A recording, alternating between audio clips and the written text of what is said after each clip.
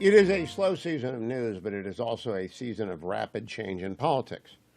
And that's because the transition is moving forward. President-elect Trump held his first press conference 2 days ago. The waves from that press conference are continuing to ripple out. Joe Biden has retreated to the beach.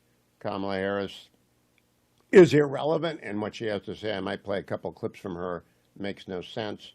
And Democrats are really in a funk. And the reality is they don't even know how bad it is. They do not know how they are boxed out of the narrative. By that I mean, there was a time when even when Democrats lost an election, they could still count on legacy media coming back and helping them recover. That time is no more because legacy media is disintermediated from its audience. That sounds like a mouthful. Let me read to you a story from Brian Flood at Fox News that was published 2 days ago. Fox News Digital posts best month since 2020, crushing CNN and New York Times during November's election. Fox News saw staggering growth on YouTube with 400 million video views. All right, now this is something, by the way, that we are also experiencing at the Hugh Hewitt Show, but I read on. Americans flocked to Fox News Digital for information and analysis in November as the news site picked up its most impressive month since the last presidential election 4 years ago. Fox News Digital had its best month since November 2020, leading news brands among both multi-platform views and minutes, according to ComScore. Fox News Digital piled up 4.5 billion multi-platform minutes to lead all news brands, a 57% increase compared to November of last year. CNN managed only 1.8 billion multi-platform minutes, and the New York Times earned 1.5 billion, with both outlets losing multi-platform minutes compared to November 2023. So you see what's happening on the big three, New York Times, CNN, and Fox News. FoxNews.com is soaring. The other two are crashing. Meanwhile, if you look at the cable rating, MSNBC is horrific, but not as bad as CNN, which is scary. CNN is down. As I mentioned to Matt Continetti last hour, I listened to the commentary podcast yesterday. They went over the CNN numbers, and they realized that the commentary podcast has more downloads than CNN does demo viewers in primetime. And Ruthless podcast yesterday went over the same numbers, and the fellows are struck that they dominate CNN and MSNBC. I might add, this is going to accelerate. We're always changing here. HughHewitt.com changed completely overnight. If you go there yesterday and you go there today, you're going to find it's completely reassembled and done in a way that appeals to a younger demo that gets all the information out there. Our YouTube subscriptions are heading up to 75,000, and they didn't exist 3 months ago. We just made some changes to develop that. I'm moving to the afternoons. That's always good after 8 years to move a slot. And the reason I tell you is that everybody migrates with you via the podcast. So folks who are used to listening to me in the morning, they'll just go get the podcast from the night before, which will be posted every day at 7 p.m. in the East, 4 in the West, and then people can play it in the morning workout or on their drive to work in the morning. But your listeners follow you, and new listeners arrive in a new time slot. So it's always good to move every few years. That's one of the new rules. It used to be, don't ever move, don't change anything. That's not true anymore. Now you want to move around. Now you want to find new audiences. Now you want to expand in affiliates from 450 to 900. That's what I want to do. But I am very glad to be on the move. I want you to know, though, the cluelessness with which legacy media is being swamped. I always go back to the horrific scenes from the tsunami in Sri Lanka and other countries from a decade and more ago. People are just sitting on the beach, and then they see the water go out, and they don't really know what's going on, and then the tsunami comes in and it destroys everything in front of them. The water going out in this analogy are ratings. So the audience for CNN, MSNBC, legacy news outlets generally, for the Washington Post, the Wall Street Journal, the New York Times, Daily Times is deader than a doornail. Their number, the wave went out, and they've seen their subscription revenue fall. They've seen their audience eyeballs fall. Their revenue is going to fall. What is coming in?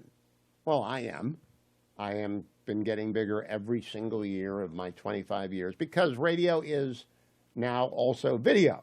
So some of you are watching on the Salem News Channel. Some of you are listening via podcast. Some of you are listening live on your drive to work. The wave that is coming in is not just me and Mike Gallagher, Chris DeGaulle taking over my slot in the morning on Morning Drive in the East. It's not just the great one, Mark Levin, in the afternoon drive. It's not just Larry Elder. It's everybody, but it's also podcasting. Now, last night on Special Report, we played a little clip of the Pod Save America bros, the Obama bros, wailing and gnashing of teeth. They were so upset that Democrats are getting their hats handed to them. And Megan Hayes, who was my co-panelist last night, said this is part of the problem. These guys are part of the problem. Because Megan is a center-left Democrat. I've got Chris Coons coming up later on in the hour, center-left Democrat from Delaware. And she said the Obama bros are way out there on the left, and the country's just not. It's okay to be a leftist. We're not coming to hunt you down or anything like that. You're not going. You might have been told that by your crazy friends, but no. In fact, the country's a free country, and nothing's changing. But the left doesn't understand. America does not want an open border. America does not like inflation. America rejects the idea of trans ideology. America wants its schools to work. Americans want their taxes to be low. And they don't want to be pushed around. It's not really that hard. But the left is selling, and they're selling more, and they don't realize people have just turned off the old media. They're just not listening anymore. They're watching Brett. Let me give you a little taste of what we were doing last night. Let's go to cut number 13. Here I am talking with Brett about Donald Trump.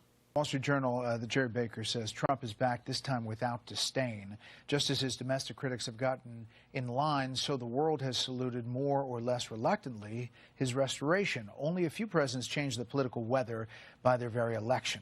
John F. Kennedy presaged the social and political transformation of the 1960s. Ronald Reagan in 1980 announced the arrival of a new political economy for the West 5 weeks before his inauguration. Mr. Trump's new order is well underway. And it really was interesting and a different take on that news conference. We hadn't seen a news conference in a long time. Over a year for Joe Biden. More, and even more than a news conference that was the wild news conference where everyone's shouting. It's not someone being called on by name with pre-prepared questions. And he was completely in command. And I thought, what a refreshing change. And his approval rating is 55%, which is the highest he's ever had. 8 years ago, it was 40%. The difference, of course, he's done the job. People are not afraid of him anymore. And they're not buying the legacy media narrative that Donald Trump is a dangerous fascist authoritarian. It's been rejected. It's been utterly, completely spit out. And the people who are peddling it are talking to each other. They're not listening. And I go back to the story I just told Matt Continetti. I had lunch this week with a nice guy who's at the very top of one of the legacy media operations. And we're not arguing with each other. We're just comparing notes. And I said, do you listen to Ruthless? He said, no, what's that? And I told him, well, it's the four fellas. And they wield this enormous influence in the center-right space. Said, did you know Commentary does a podcast 5 days a week? Huh? 5 days a week? I said, yes, indeed. They sit down and they shoot the breeze 5 days a week. They slap it together. The production costs are very low, and they have an enormous audience. The same with Getting Hammered. The same with Dwayne's World. The same with Highly Concentrated Hugh. There's just a new media system. It's completely overwhelmed the old one. And no one is going to watch cable news from the left because they don't believe it. Its credibility is shot. Ann Selzer did not perhaps intend to destroy the last remnant of legacy media, But when she came out 2 days before the election and said Donald Trump was losing Iowa by 3 points and Donald Trump won by 12 points, that's it. Play taps. There isn't anyone that's going to believe anything from these people for a very long time.